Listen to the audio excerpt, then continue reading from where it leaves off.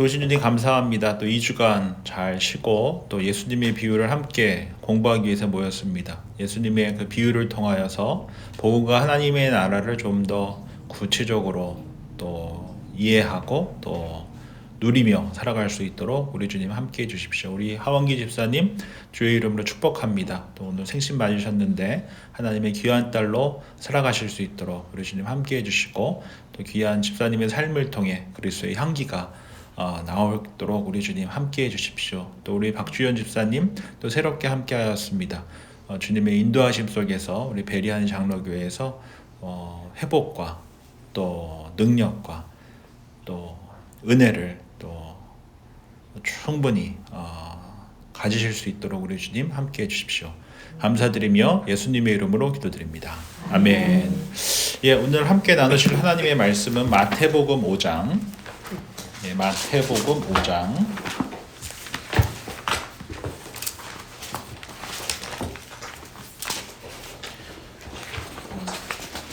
마태복음 5장. 예, 신약성경 6쪽. 신약성경 6쪽 또는 5쪽.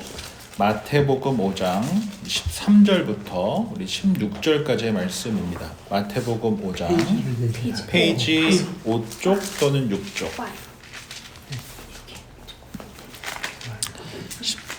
13절부터 16절까지의 말씀인데요. 우리 한 목소리로 읽도록 하겠습니다. 너희는 세상의 소금이니 소금이 만일 그 맛을 잃으면 무엇으로 짜게 하리요? 후에는 아무 쓸데없어 다만 밖에 버려져 사람에게 밟힐 뿐이니라.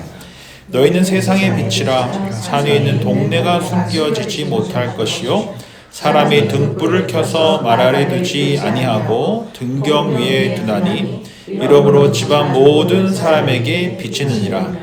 이같이 너희 빛이 사람 앞에 비치게 하여 그들로 너희 착한 행실을 보고 하늘에 계신 너희 아버지께 영광을 돌리게 하라. 아멘.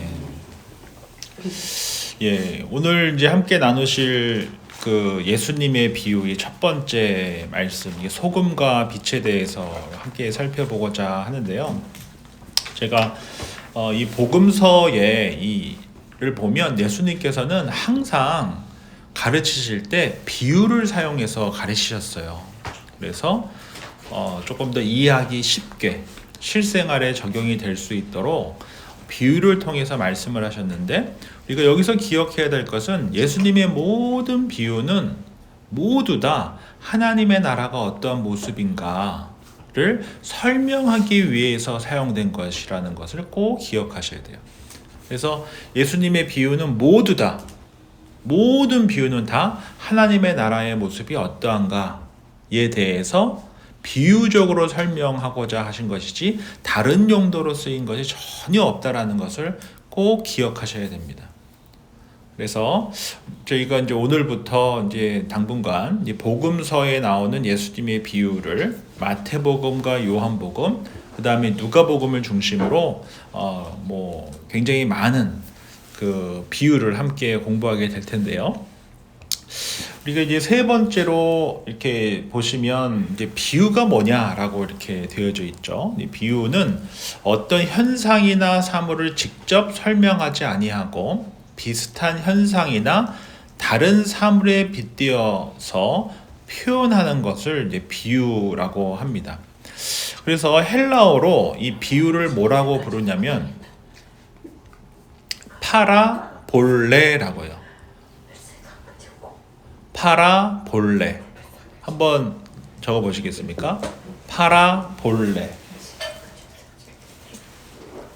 파라볼레. 그래서 여기 앞에 처음에 있는 파라는 전치사로 비사이드처럼 뭐뭐 옆에 라는 뜻이고, 그 다음에 있는 볼레 또는 발로는 제시하다, 던지다 뭐 이런 뜻이에요. 그래서 옆에다 놓고 옆에 던지다 이런 원어적인 의미가 있는데, 곧 어떤 것 옆에 무엇을 대비하고 비교하는 것을 이 파라볼레 또는 비유라고 한다라는 것입니다. 그래서 이 파라볼레, 이 비유를 통해서 예수님께서는 하나님의 나라가 어떠한 모습인지를 비유를 통해서 설명하고자 하셨다라는 것을 우리가 꼭 기억하실 필요가 있습니다. 네 번째로 이제 비유의 목적에 대해서 살펴본다고 한다면은, 첫 번째는 비유를 통해서 예수님께서는 하나님의 나라가 어떠한지 설명하시고자 하셨고, 또 조금 더 쉽게 설명하고자 하셨고, 또 하나님의 백성들에게만 이해할 수 있게 하기 위해서 비유를 사용하시기도 하셨어요. 다른 말로 하면은, 비유는 믿는 사람들에게 있어서는 복음의 소식이고, 또 하나님의 나라가 어떠한 것인지 우리가 상상할 수 있게 하지만, 하나님을 믿지 않는 사람들에게 있어서 비유는 이게 무슨 소리지? 너무 뜬금없는 소리를 하고 있기 때문에 오히려 이것이 어떤 역할을 할 수 있다라고 볼 수 있습니까? 심판의 역할을 할 수도 있다는 것이죠. 왜냐하면 비유는 마치 비밀과 같기 때문에 들을 수 있는 사람만 들을 수 있거든요. 들을 귀가 있는 자들만 들을 수 있기 때문에 이 비유는 믿는 자들에게는 복음의 소식이지만 믿지 않는 이들에게는 모일 수 있는 거예요. 심판의 이야기인 것이죠. 그래서 그 최갑종 교수님이라고 한국에 이제 신약학 교수님이 계신데, 그 교수님이 쓰신 예수님의 비유라고 하는 책에 보면 다음과 같은 말이 있습니다. 이처럼 예수님의 비유는 예수님을 믿고 따르는 자들에게는 천국의 놀라운 비밀을 알 수 있는 은혜와 축복의 수단이 되고 있지만, 그 반대로 불순종하는 자들에게는 하나님의 무서운 심판이 선언되는 수단이 된다는 것을 기억해야 한다라고 이야기했거든요. 그래서 이 비유는 믿는 자들에게 있어서, 순종하는 자들에게 있어서는 참으로 복된 소식이지만, 믿지 않는 자들에게 있어서는 심판의 도구로서도 사용된다라는 것을 우리가 기억하셔야 한다는 것입니다. 그래서 하나님의 나라 백성으로 살아가기 위해서 예수님의 이 비유는 우리에게 너무나 복된 소식이고, 또 하나님의 나라가 어떤지 우리가 조금씩 구체적으로 알아갈 수 있는 너무나 귀한 방편이다라는 것을 우리가 볼 수 있는 것입니다. 그래서 이제 가서 이 마태복음 5장이 중요한 또 여러 가지 이유가 있겠지만, 그중에 가장 큰 이유는 5장 1절부터 12절에 보면 우리가 잘 아는 팔복 말씀이 있잖아요. 팔복 말씀에 보면, 심령이 가난한 자는 복이 있나니 천국이 그들의 것이요, 애통하는 자는 복이 있나니 그들이 위로를 받을 것이요, 온유한 자는 복이 있나니 그들이 땅을 기업으로 받을 것이요, 의에 줄이고 목마른 자는 복이 있나니 그들이 배부를 것이요, 긍휼히 여기는 자는 복이 있나니 그들이 긍휼히 여김을 받을 것이요, 마음이 청결한 자는 복이 있나니 그들이 하나님을 볼 것이며, 화평하게 하는 자는 복이 있나니 그들이 하나님의 아들이라 일컬음을 받을 것이요, 의를 위하여 박해를 받는 자는 복이 있나니 천국이 그들의 것임이라 라고 이렇게 말씀해 주시고 나서, 첫 번째 나오는 비유가 무슨 비유입니까? 소금과 빛의 비유다라는 것이에요. 저는 이것을 연결시켜서 보는 것이 중요하다라고 생각을 합니다. 천국 백성의 삶이 어떠한 삶인지를 구체적으로 산상수훈 이 팔복 이후에 이야기하시면서 너희가 뭐다라고 말씀해 주고 계시기 때문에 그렇습니다. 그래서 우리 13절 말씀을 우리 하두도 집사님께서 한번 읽어주시면 감사하겠습니다. 5장 13절. 네네. 너희는 세상의 소금이니 소금이 만일 그 맛을 잃으면 무엇으로 짜게 하리요? 후에는 아무 쓸데없어 다만 밖에 버려져 사람에게 밟힐 뿐이라. 예. 첫 번째 A번 보시면, 주님은 주님을 믿고 따르는 그리스도인들이 어떤 존재라고 이야기했습니까? 세상의 소금이다 라고 말씀해 주셨어요. 소금이 되라 라고 말씀해 주시지도 않았고요, 소금처럼 살라라고도 말씀하지 않으셨고요, 너희가 뭐라고 말씀해 주셨어요? 명명해 주셨습니까? 너희는 소금이다 라고 명명해 주신 것이거든요. 근데 여기서 세상의가 참 중요해요. 여기다 한번 공표를 뭐 페이퍼든 여기다 좀 해보시면 이 세상의로 번역된 헬라어가 게스라는 뜻인데 이것은 땅이란 뜻이에요. 랜드. 그러니까 너희는 이 땅의 소금이다라고 말씀해 주셨어요. 그래서 주님이 우리를 가리켜 세상의 소금이라고 한 이유는 무엇입니까? 소금은 첫 번째로 소금 없으면 어떻게 되죠? 죽죠. 정말 생명과 관련된 일이잖아요. 두 번째 소금은 부패를 방지하지 않습니까? 셋째는 소금은 음식에 무엇을 냅니까? 맛을 내죠. 또 소금은 치료제로도 사용이 되죠. 소금은 정결하게도 합니다. 그래서 생명과 부패와 음식의 맛과 치료와 정결을 위해서 소금은 세상에 꼭 필요하다라고 말씀해 주신 것이에요. 그래서 예수님께서는 너희는 세상의 소금이다라고 명명해 주신 것은 너희는 꼭 필요한 존재다라고 말씀해 주신 것입니다. 근데 우리가 이것을 우리가 세상의 소금이라고 하는 것이 왜 중요한지 좀 더 구체적으로 살펴보시면 제가 이전에도 여러 번 말씀드렸지만 이스라엘의 그 지형을 대충 우리가 좀 기억하고 있는 것이 중요하다라고 말씀을 한번 드렸던 적이 있어요. 여기 보면 여기가 헬몬산. 헬몬산 밑에 뭐가 있습니까? 갈릴리. 갈릴리 밑에 뭐가 있습니까?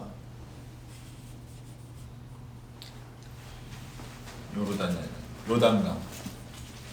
요단강 밑에가 뭐 있습니까? 사해. 이게 헬몬산은 사시사철 눈이 있는 곳이에요. 스키장이 굉장히 큰 스키장이 있습니다. 그리고 요 밑에 골단 공원이라고 해서 굉장히 큰 산지대가 있어요. 거기서부터 물이 흘러서 갈릴리 호수에 차고 그 찼던 갈릴리 호수에서 물이 요단강으로 흐르고 그리고 요단강에서 흐른 물이 어디에서 딱 멈추게 돼요? 사해에서 멈추게 돼요. 근데 이 사해는 지형상 해수면보다 마이너스 200이에요. 그 여기는 한 600 정도 돼요. 그러니까 한 800m 정도로 낙하한다고 볼 수 있는 것이죠. 그러면 왜 여기서 물이 더 흐르지 않느냐? 고여 있는 거예요. 해수면보다 200m가 낮으니까. 더 흘러내리지를 못하는 거예요. 그래서 홍해까지 더 가버려야 되는데 그러질 못하고 사해에서 멈춰 있는 거예요. 저는 이 지형이 주는 어떤 영적인 의미가 있다라고 저는 생각을 해요. 하나님께서 주님께서 우리를 세상의 소금으로 부르셨는데 흘러내지 못하면 어떻게 된다는 것입니까? 사해처럼 생명을 살리지 못하게 돼요. 어떻게 되기 때문에 소금끼리만 있으면 소금성이 되어버린다는 것입니다. 교회는 첫 번째 중요한 게 뭡니까? 하나님께 예배하는 공동체로 서는 게 가장 중요합니다. 그런데 세상과 동떨어져서 있으면 안 돼요. 왜? 저와 여러분들을 세상의 소금이라고 불러주셨거든요. 하나님 나라 백성의 사명은 첫 번째가 뭡니까? 소금으로 사는 것인데 소금성으로 살면 안 돼요. 세상의 소금으로 살아야 한다는 것입니다. 바다의 염도가 1kg에 뭐 제가 찾아본 거에 의하면 한 37g 정도 된다라고 해요. 그런데 사해는 1kg에 그 염분이 1275g이라고 그래요. 그러니까 8.6배가 높대요. 그래서 제가 이스라엘에서 제가 23살 때 이스라엘의 이제 키부츠에 볼런티어로 갔는데 거기에 엔게디라고 하는 지역이 있어요. 그곳은 다윗이 도망 다녔던 곳이에요. 그 엔게디에 있는 키부츠에서 제가 볼런티어를 했는데 제가 했었던 일이 뭐냐면 여기 이 사해에 있는 레스토랑에 지하에 빌딩이 있는데 그 지하에 레스토랑이 있거든요. 거기서 하루에 8시간씩 디시워셔 하는 게 제 일이었어요. 기계가 있으니까 물로 팍 이렇게 닦은 다음에 호수로 물로 팍 뿌려가지고 착착착착착 넣으면은 기계로 쫙 한번 하고 나면은 그거 탁탁 털어가지고 그냥 말려요. 드라이 해가지고. 그게 제가 8시간 동안 그 23살에 가서 했던 일이에요. 그리고 일을 딱 끝나고 나면 얼마나 피곤해요. 그러니까 머드팩 이렇게 딱 바르고 한번 싹 씻어낸 다음에 사에 가가지고 둥둥둥둥 떠요. 염도가 엄청 높으니까 눈가 이 근처에만 소금물이 묻어도 얼마나 따가운지 몰라요. 그래서 절대로 수영할 때 고개를 물속에 넣으면 어떻게 되겠습니까? 큰일 납니다. 그래서 이렇게 둥둥둥둥 떠만 있는 거예요. 그리고 그 지형이 어떻죠? 굉장히 날씨가 덥단 말이에요. 그렇기 때문에 혹시 시간이 되셔서 혹시 유튜브로 한번 사해 해가지고 보시면 그 사해 물 안에 소금성들이 얼마나 많은지 몰라요. 소금성들이. 그러니까 소금만 팔아도 그 나라가 부자 되겠네. 뭐 그럴 수도 있겠죠. 제가 이제 조금 이따 한 번 더 설명드릴 텐데 이 지금 매일 요단강에서 500만 톤의 물이 사해로 내려오는데 계속 일정 수량을 유지하는 이유가 첫 번째는 염분이 너무 높고 두 번째는 열이 많이 나기 때문에 뜨겁기 때문에 계속 증발이 되는 거예요. 그러니까 계속 고여 있지만 계속 똑같은 모습으로 고여 있는 것이. 교회 공동체를 우리가 한번 바라봤을 때 세상과 동떨어져서 세상의 소금이 되지 않고 그냥 소금으로만 존재하려고 하다 보면 증발해요. 흘려보내지 못하면. 그래서 교회는 항상 흘려보낼 수 있어야 됩니다. 세상 베리의 소금으로 존재해야 하는 교회가 어느 교회예요? 베리 한인 장로교회인 거예요. 우리끼리 모여서 그냥 지내는 것 하나님께서 기뻐하지 않으신. 왜? 우리를 세상의 소금으로 불러 모으셨기 때문에 이것을 우리가 잘 기억해야 된다는 것입니다. 하나님께서 우리가 소금바다가 되기를 원치 않으세요. 하나님께서는 세상의 소금이 되기를 바라신다 라는 것을 꼭 기억하셔야 됩니다. 그래서 우리 베리안 장로교회는 꼭 함께 주일날 예배 드리는 것 중요합니다. 동시에 지역사회에 소금의 역할을 우리가 어떻게 감당할 것인가에 대해서 아주 진지하게 고민하고 또 순종하고 실천해가는 것이 너무나 중요하다라는 것을 꼭 기억하셔야 됩니다. 우리 세 번째로 이제 13절에 보시면 소금이 소금의 맛을 잃으면 어떻게 된다라고 말씀하고 있습니까? 버려진다라고 되어 있죠.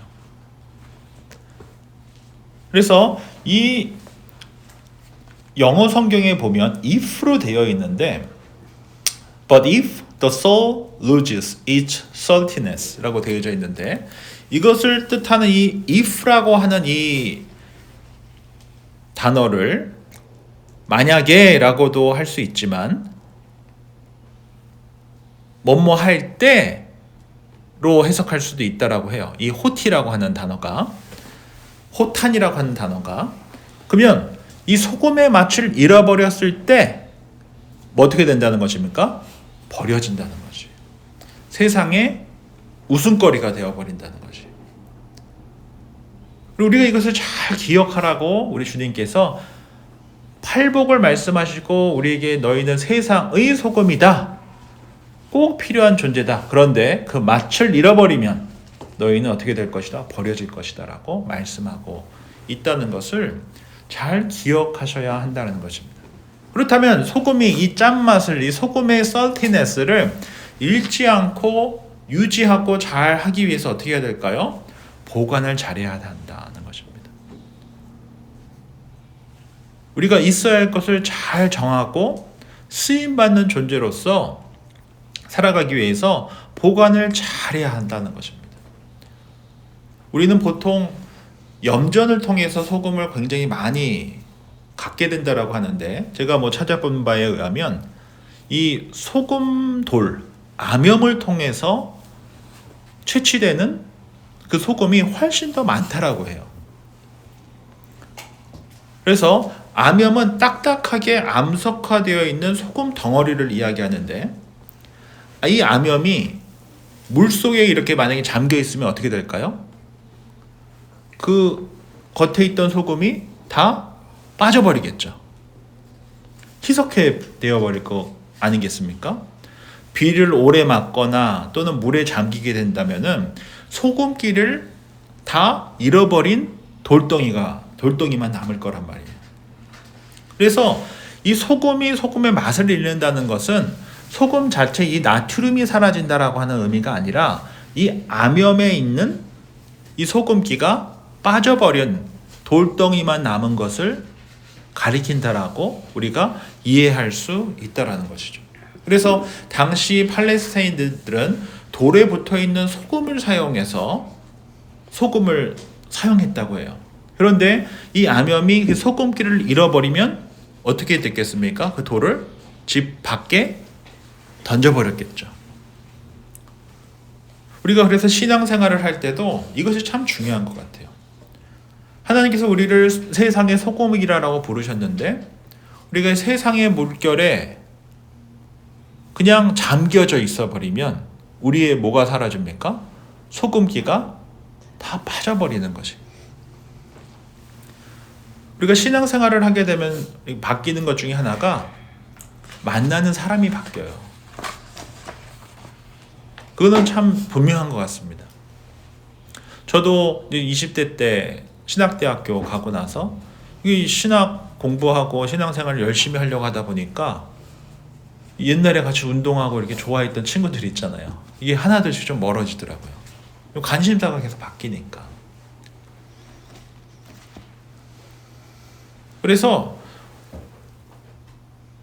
우리가 한 주를 주일날 예배를 잘 드리고 한 주를 살아가면서 말씀과 기도를 통해서 이 소금기를 세상에 희석되지 않도록 하기 위해서 우리가 애쓰지 않으면, 보관을 잘하지 않으면 우리도 모르게 그냥 세상에 잠겨서 우리의 소금기가 사라져 버릴 수도 있다는 것이.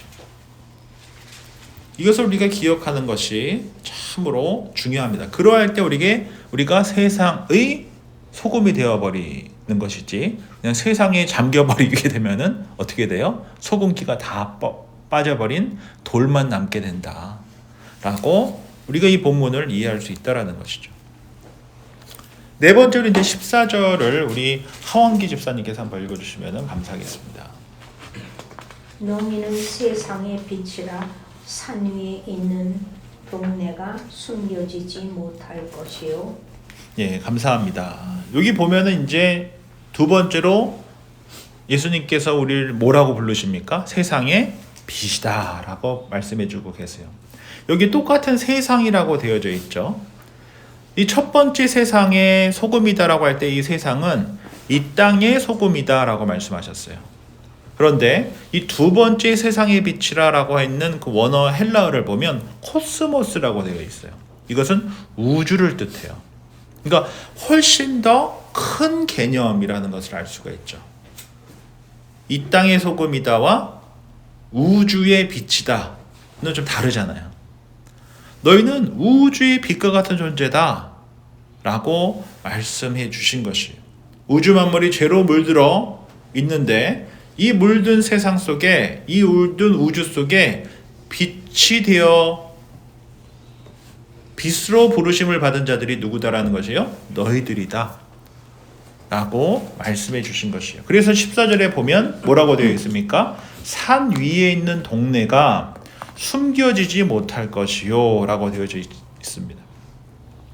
우리가 한 치 앞도 알 수 없는 아주 흑암밖에 없는 그 껌껌한 곳에 그 산 위에 불이 켜져 있는 어두운 밤에 산 위에 조그만 초막집이 있다라고 한번 생각해 보세요. 그러면은 별이랑 그 집밖에 안 보이지 않겠습니까? 그리고 굉장히 먼 곳에서도 그것을 보지 않겠습니까? 우리가 생각지도 못한 곳에서 그러한 빛이 나오는 그 집을 바라보지 않겠습니까? 한번 상상해 보자는 것이죠. 우리 베리한 장로교회로 모여서 우리가 살아가는 이 모습들이 우리가 생각하는 사람 그 이상으로 많은 분들이 주목하고 계실 수 있다는 것을 알 필요가 있는 것이에요. 혹시 한 주에 한 번 이상 교회 홈페이지 들어왔다 나갔다 하시는 분이 계십니까 이 자리에? 한 분도 안 계시죠? 홈페이지요? 예, 교회 홈페이지 한 번 정도는 들어가시죠? 들어가죠. 저는 2주에 한 번. 2주에 한 번 정도. 예. 왔잖아. 근데 그 클릭 수를 보면은 생각보다 많아요. 그래서 누가 왔다 가는지 잘 모르겠어요. 생각보다 생각보다 많아요. 몇명 평균 한 40명 정도는 돼요. 저희 교인에 비하면 숫자가 제가 보기엔 많다라고 생각이 들어요. 그리고 저는 매주 한 번씩은 들어가요. 저도 한 두세 번은 들어가지만 어느 분들이 어찌 됐건 홈페이지 주보 그다음에 사진 그다음에 저기 설교 거기에서도 들어갈 수 있거든요. 그런 거 이제 특별히 이제 설교 클릭 수를 보면은 교회 홈페이지를 통해서 하는 클릭 수가 평균 한 25회 정도 돼요. 저는 이제 그 관리자 모드여서 그거를 이제 제가 볼 수가 있거든요. 교회를 안 나오는 분들도 들어가지 싶어요. 왜냐면 저희 남편 같은 저는 어쩌다 한번 들어가는데 저희 남편은 궁금한 게 많은지 들어가서 곧잘 이렇게 다리고 주부도 보고 이렇게 하더라고요. 그러니까 저희 신랑도 그러는 것 같아요. 그러니까 네. 의외로 이렇게 교회 나오는 사람 그러니까 한국에서도 보시고 지금 안 나오시는 분들 보시고 그러니까 저희가 생각지도 못하는 분들이 본다는 거예요. 그래서 이 성경에서 뭐라고 말씀하고 있어요? 너희는 세상의 빛이라 산 위에 있는 동네가 숨겨지지 못할 것이다. 이렇게 어두운 속에서 빛을 내고 있으면 숨겨지지 못할 것이다 라고 되어 있는데 제가 여기서 하나 더 주목하고 싶은 것은 너희가 세상의 빛이라 산 위에 있는 동네가 숨겨지지 못할 것이다. 이 부정문으로 되어져 있죠. 못한다라고 되어 있지 않습니까? 근데 이것을 부정문을 뺀 뭐뭐 할 것이다 라고 하는 이 단어가 튀나 타이라고 하는 단어인데 이 단어가 어디에 뿌리를 두고 있냐면 디나미스라고 하는 헬라어에 뿌리를 두고 있어요. 이 디나미스가 무슨 뜻입니까? 능력, 힘 이런 헬라어거든요. 이 단어에서 나온 말이 바로 다이나마이트예요. 디나미스라고 하는 헬라어에서 나온 단어가 다이나마이트예요. 즉, 요 튀나 타이라고 하는 뭐뭐 할 것이다라고 하는 이 단어에 우라고 하는 부정문이 붙어서 뭐 한다라고 번역되어 있습니까? 숨겨지지 못할 것이다 라고 이야기하고 있잖아요. 다른 말로 하면 영어로 보면 not hidden이라고 되어져 있거든요. 숨겨지지 못할 것이다. 어떻게 절대로 숨겨지지 못할 엄청난 힘을 갖고 있을 것이다 라고 이야기하고 있는 것이. 즉 세상의 빛으로 부르신 저와 여러분들을 통해서 하나님께서는 어떻게 하시겠다고요? 절대로 다이나마이트 같은 그 큰 힘을 통하여서 숨겨지지 못하게 하실 것이다 라고 말씀하고 있는 말씀이 스크립처가 바로 이 본문이라는 것이에요. 이 본문을 그래서 상세하게 봤을 때 하나님께서 저와 여러분들을 베레아니 장로교회를 세상의 빛으로 부르시고 절대로 숨겨지지 못하게 할 것이다 라고 엄청난 이 다이나마이트와 같은 능력을 폭발력을 통하여서 그렇게 할 것이다 라고 말씀해 주고 있는 것입니다. 하나님의 영광을 저와 여러분들의 삶을 통하여서 우리 교회를 통하여서 숨겨지지 못하게 하실 것이라고 우리에게 약속해 주고 계시는 것이죠. 우리 다섯 번째로 우리 15절 16절 말씀을 조건사님께서 읽어주시면 감사하겠습니다. 사람이 등불을 켜서 말 아래에 두지 아니하고 등경 위에 두나니 이러므로 집안 모든 사람들에게 비치느니라. 이같이 너희 빛이 사람 앞에 비치게 하여 그들로 너희 착한 행실을 보고 하늘에 계신 너희 아버지께 영광을 돌리게 하라. 예, 감사합니다. A번 보면 주님은 우리의 빛이 누구에게 빛이라고 말씀하고 있습니까? 사람들에게 비치게 하라. 비칠 것이다 라고 말씀해 주고 있죠. 근데 여기서 이제 조금 어려운 말들이 있습니다. 사람이 등불을 켜서 말 아래 두지 않는다. 여기서 말이라는 것은 뒷밥 또는 흙으로 만들어진 곡식의 양을 측량하는 그 용기를 뜻하거든요. 그 용기 아래 두지 않는다는 것이에요. 그러니까 불을 가리려고 그릇으로 막아놓지 않는다는 것이요. 오히려 어디다 둔다라고 이야기하고 있습니까? 등불을 켜서 등경에 둔다라고 되어져 있거든요. 이 등경은 등잔대, 특별히 우리 옛날 그 중세나 옛날 영화 보면은 벽에 횃불 이렇게 놓기 위해서 벽에 나와 있는 등잔대 있지 않습니까? 꽂아 놓는 그런 거, 그거를 등경이라고 해요. 그러니까 하나님께서 저와 여러분들의 삶을 배리하는 장로교회를 숨겨놓지 않으신다는 것입니다. 오히려 어떻게 하신다고요? 환히 밝힐 수 있도록 등경 위에 두신다라고 말씀하고 있습니다. 이를 통해서 하나님께 영광 돌리기를 바라시고 결코 나힐은 숨겨지지 않게 다이너마이트와 같은 능력으로 그렇게 행하실 것이다 라고 말씀하고 있는 것이죠. 이어서 B번에 보면 빛으로 나타나는 것은 곧 무엇이라고 말씀하고 있습니까? 착한 행실이라고 말씀하고 있습니다. 이것을 영어 성경에 보면 good deeds 또는 good works라고 되어 있거든요. 또 제가 좋아하는 유진 피터슨이라고 하는 목사님이 쓰신 메시지 성경, 현대어로 쓴 아주 쉽게 쓰여진 그 메시지 성경이라는 책에 보면 너희에게 오는 손님을 기쁘게 맞아들여라. 후하게 베풀며 살아라. 다른 말로 하면 환대하며 살아라 라고 말씀하고 있는 것이죠. 이 그리스도의 생명으로 소금과 빛의 삶을 살아갈 때 그 무엇도 막을 수 없는 강력한 능력으로 우리 주님께서 결코 나힐은 숨겨지지 못하게 할 것이다. 엄청난 폭발력을 갖고 하나님께서 일하실 것이다 라고 말씀해 주시며 우리로 하여금 good deeds, good works, 환대하는 삶, 나누는 삶을 살아라 라고 말씀하고 있습니다. 그러할 때 10원에 보면 착한 행실의 결과가 어떻다라고 말씀합니까? 너희 아버지께 영광을 돌리게 될 것이다. 돌리게 하라. 결국 이러한 모든 행위가 우리가 빛과 소금의 역할, 소금과 빛의 삶을 살아갈 때 그러한 환대와 좋은 일들이 결국 뭐 하게 된다는 것입니까? 하나님께 영광 돌리게 될 것이다 라고 말씀하고 있습니다. 저는 그런 맥락에서 우리 교회에서 지금 계속적으로 하고 있는 홉베리 사역이 참으로 중요하다라고 생각을 해요.